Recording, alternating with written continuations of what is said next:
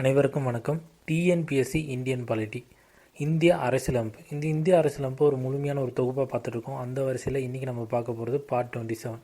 Already நான் part 1லேருந்து part 26 வரையும் கொடுத்துருக்கேன். அதோட தொடர்ச்சி தான் இது. இன்றைக்கி நம்ம பார்க்க போகிறது பார்ட் 27. இது டிஎன்பிஎஸ்சி ரிலேட்டடான group 1, group 2, group 4, V.A.O, SA மற்றும் அனைத்து விதமான காம்படிட்டிவ் எக்ஸாமுக்கு தேவையான இந்திய அரசியலமைப்பு முழுமையான ஒரு தொகுப்பாக பார்த்துட்ருக்கோம். அது மட்டும் இல்லாமல் குரூப் 1, குரூப் 2 மெயின்ஸுக்கு தேவையான நோட்ஸும் வந்து இந்த வீடியோவில் நான் கொடுத்துட்ருக்கேன். போன வீடியோவில் நம்ம எதை பற்றி பார்த்துருப்போம் அப்படின்னா அதர் ப்ராவின்சஸ் பார்ட் 19 இதர வகை இனங்கள் பார்த்துருப்போம். அதேமாதிரி பார்ட் 20 அமெண்ட்மெண்ட் ப்ரொசீஜர் சட்ட திருத்த நடைமுறைகள் பற்றியும், part 21 special provinces for state Jammu and Kashmir பற்றியும் பார்த்துருப்போம். இந்த வீடியோவில் நம்ம பார்க்க போகிறது ஜம்மு அண்ட் காஷ்மீர் பற்றி தான் பார்க்க போகிறோம்.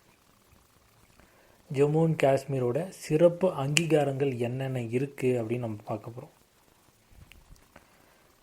போன வீடியோவில் நான் சொல்லியிருப்பேன் 1952 தான் முதல்ல வந்து ஸ்பெஷல் ப்ராவின்சஸ் வந்து டெல்லியில் அக்ரிமெண்ட் வந்து போட்டாங்க. அது பேர் டெல்லி அக்ரிமெண்ட். எதுக்காக இது போடப்பட்டதுன்னு போன வீடியோவில் சொல்லியிருப்பேன்.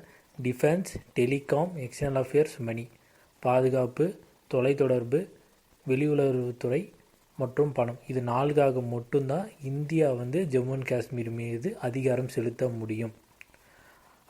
அந்த படி வந்து 1952 வந்து ஒரு அக்ரிமெண்ட் வந்து சைன் பண்ணியிருப்பாங்க, ஒரு ஒப்பந்தம். அது பேர் டெல்லி அக்ரிமெண்ட். அடுத்து நம்ம பார்க்க போகிறது இந்த ஜம்மு அண்ட் காஷ்மீரில் இருக்கக்கூடிய சில முக்கியமான சட்டங்கள் என்னென்ன இருக்குது அப்படின்னு பார்க்க போகிறோம். ஃபஸ்ட்டு நம்ம பார்க்க போகிறது ஜம்மு அண்ட் காஷ்மீருடைய basic rights was property for each child. Jammu and காஷ்மீரோடைய அடிப்படை உரிமை சட்டம் எது அப்படின்னு பார்த்திங்கன்னா, அங்கே ஜம்மு அண்ட் காஷ்மீரில் பிறக்கக்கூடிய எல்லா குழந்தைகளுக்கும் ஆண் பெண் யாராக இருந்தாலும் ஜம்மு அண்ட் காஷ்மீரில் நீங்கள் பிறந்தாலே உங்களுக்கு அங்கே இருக்கக்கூடிய ஒரு நிலம் வந்து உங்களுக்காக கொடுக்கப்படும். அதுக்காக நீங்கள் வந்து ஜம்மு அண்ட் காஷ்மீரில் போய் கல்யாணம் பண்ணால் கொடுப்பாங்களா அப்படின்னு நீங்கள் உங்களுக்கு கேட்குவீங்க. அதுக்கான பதிலும் நான் கொடுத்துட்றேன். If Jammu and Kashmir men married Pakistan woman, Jammu and காஷ்மீரோடைய ஆண் வந்து பாகிஸ்தானை சேர்ந்த ஒரு பெண்ணை வந்து மணந்தால், கல்யாணம் பண்ணிக்கிட்டாங்கன்னா, அவங்களுக்கும் பாகிஸ்தானை சேர்ந்த அந்த பெண்ணுக்கும் பேசிக் ரைட்ஸ் வந்து செல்லுபடியாகும். அவங்களுக்கு என்ன கொடுப்பாங்க, நிலம் வந்து கொடுக்கப்படும். You will get a property. சரிங்களா? நீங்கள் கேட்கக்கூடிய கேள்விக்கு நான் வரேன். ஜம்மு அண்ட் காஷ்மீரை சார்ந்த பெண்ணை அதாவது நீங்கள் கல்யாணம் பண்ணிக்கிட்டிங்கன்னா உங்களுக்கு அதே போல் நிலம் கிடைக்குமா அப்படின்னா கிடையாது. இந்தியாவை சார்ந்த இந்திய ஆண்மகன் ஜம்மு அண்ட் காஷ்மீரை சேர்ந்த பெண்ணை மணந்தால் அந்த சட்டம் வந்து செல்லாது. பாகிஸ்தானை சேர்ந்த பெண்ணையோ ஆணையோ மணந்தால் மட்டும்தான் அந்த சட்டம் வந்து செல்லும். சரி, அடுத்து வந்து இப்போ நேஷ்னல் எமர்ஜென்சி, தேசிய நெருக்கடி எப்போ ஏற்படும்? ஒரு போர் சமயத்தில் ஏற்படும். அப்போ வந்து அதே நேஷ்னல் எமர்ஜென்சி வந்து ஜம்மு அண்ட் காஷ்மீரிலும் பிறப்பிக்கலாம். For internal armed rebellion national emergency can proclaim. Jammu and காஷ்மீரில் நடக்கக்கூடிய உள்நாட்டு ஆயுத கிளர்ச்சி, ஜம்மு அண்ட் காஷ்மீரில் நடக்கக்கூடிய அந்த மாநிலத்தில் இருக்கக்கூடிய ஆயுத கிளர்ச்சி ஏதாவது நடந்தால் அப்போ வந்து தேசிய நெருக்கடி வந்து பிறப்பிக்க முடியாது.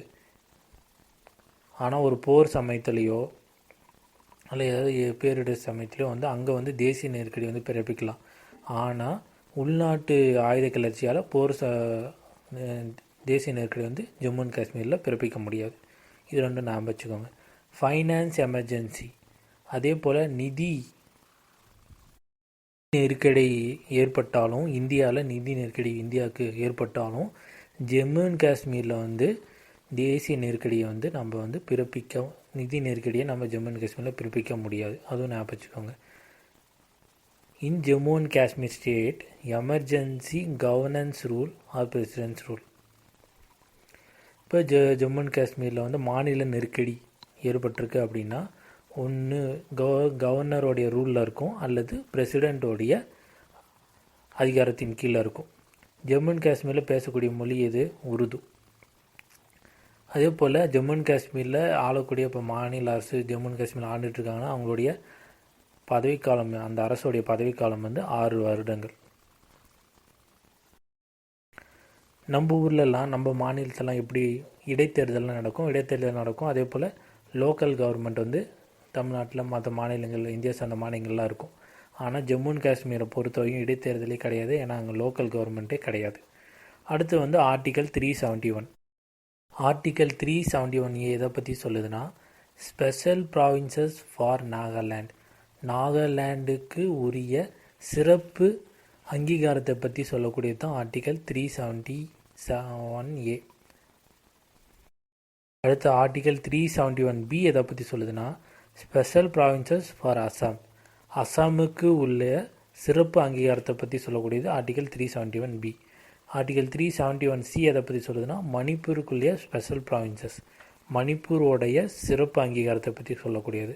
ஆர்டிகல் 371D எதை சொல்லுதுன்னா, அசாமோடைய ஸ்பெஷல் ப்ராவின்சஸ், அசாமுடைய சிறப்பு அங்கீகாரத்தை பற்றி சொல்லக்கூடியது.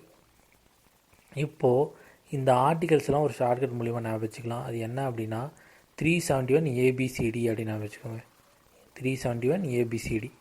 அப்புறம் இதெல்லாம் வந்து இந்த நாகாலாந்து, அசாம், மணிப்பூர் இதெல்லாம் வந்து NAMA நாமா. 371 ABCD NAMA நாமா, 371 ABCD NAMA நாமா அப்படி ஞாபகம் வச்சுக்கலாம். அடுத்து நம்ம பார்க்க போகிறது பார்ட் 22. பார்ட் 22 எதை பற்றி பேசுனா, short title commencement authority text in Hindi and repeals, Hindi version of Indian constitution, இந்திய அரசியலமைப்பின் இந்தி மொழிபெயர்ப்பு, அதை பற்றி சொல்லக்கூடியது தான் பார்ட் 22 பகுதி 22. இதில் என்னென்ன ஆர்டிகல் குறிப்பிட்டிருக்காங்க அப்படின்னா, ஆர்டிகல் 393 395 395 வரை இதில் சொல்லியிருக்காங்க. ஹிந்தி மொழிபெயர்ப்பு எதை, இந்திய அரசியலமைப்பை இந்தியில் வந்து மொழிபெயர்த்தது அப்படின்னு சொல்லியிருக்காங்க. இதில் நம்ம முக்கியமான சில கமிட்டிஸ் வந்து பார்க்க போகிறோம். இப்போ நம்ம கமிட்டிஸ் தான் பார்க்க போகிறோம். ஃபஸ்ட்டு நம்ம பார்க்க போகிற கமிட்டி பேர் கோபால்சாமி ஐயங்கார் கமிட்டி. இந்த கமிட்டியை வந்து எப்போ வந்து அமைச்சாங்க அப்படின்னா 1949 1949 அமைச்சாங்க. இவங்க வந்து எதை வந்து ரெக்கமெண்ட் பண்ணுறாங்க அப்படின்னா 3 tier கவர்மெண்ட் வந்து ரெக்கமெண்ட் பண்ணுறாங்க. 3 tier கவர்மெண்ட் வந்து பரிந்துரைக்கிறாங்க. யார்? கோபாலசாமி ஐயங்கார் கமிட்டி. எப்போது? 1949. இந்த 3 tier கவர்மெண்ட் அப்படின்னா cabinet, minister of states, deputy minister, இது மூணுமே சேர்ந்து தான் இந்த 3 tier கவர்மெண்ட். அடுத்து வந்து அப்பாலே ரிப்போர்ட். இந்த அப்பாலே ரிப்போர்ட் வந்து 1953 1955 வரை. இவங்க வந்து எதை பற்றி பரிந்துரை கொடுக்குறாங்க அப்படின்னா, ரிப்போர்ட் அபவுட் பப்ளிக் அட்மினிஸ்ட்ரேஷன், பொது நிர்வாக குறைபாடை வந்து நீக்கணும் அப்படின்னு சொல்லிட்டு ஒரு பரிந்துரை வந்து கொடுக்குறாங்க. யார்? அப்பாலே ரிப்போர்ட். இந்த அப்பாலே வந்து அமெரிக்காவை சார்ந்தவர். அடுத்து நம்ம பார்க்க போகிறது ஃபர்ஸ்ட் அட்மினிஸ்ட்ரேட்டிவ் ரிஃபார்ம்ஸ் கமிட்டி. இந்த ஃபர்ஸ்ட் அட்மினிஸ்ட்ரேட்டிவ் ரிஃபார்ம்ஸ் கமிட்டி என்பது முதல் நிர்வாக சீர்திருத்த ஆணையம் 1966 1970 வரை. இதோடைய முதல் தலைவர் யார் அப்படின்னா மொரார்ஜி தேசாய். அடுத்த தலைவர் யாருன்னா அனுமந்த் ஐயா. இதை ரெக்கமெண்ட் பண்ணது யாருன்னா இந்த கமிட்டி மூலிமா, அதாவது இந்த அட்மினிஸ்ட்ரேட்டிவ் ரிஃபார்ம் கமிட்டி முதல் நிர்வாக சீர்திருத்த ஆணையத்தின் மூலியமாக பரிந்துரைக்கப்பட்ட விஷயம்தான் இந்த லோக்பால்.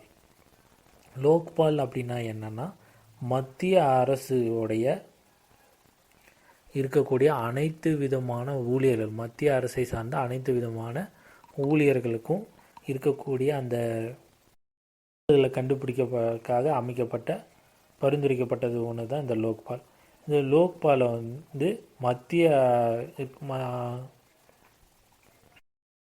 ஊழியர்கள் மட்டும் இல்லாமல்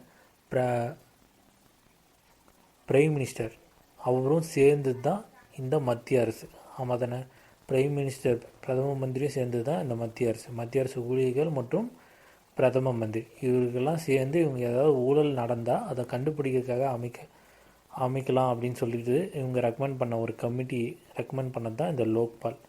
அடுத்து வரக்கூடிய வீடியோவில் நம்ம லோக்பால் எந்தெந்த மாநிலத்தில் எப்பப்போ வந்து அறிமுகப்படுத்தப்பட்டது, லோக்பால் அப்படின்னா என்ன, இது எதுக்காக பயன்படுது, அதே போல் லோக் ஆயுக்தானா என்ன, சில முக்கியமான கமிட்டிகள் என்னென்ன கமிட்டிஸ் இருக்குது அப்படின்ட்டு அடுத்து வரக்கூடிய வீடியோஸ்லாம் பார்க்கலாம். இது போல் மேலும் பயனுள்ள வீடியோக்கு என்னுடன் இணைந்திருங்கள். நன்றி, வணக்கம்.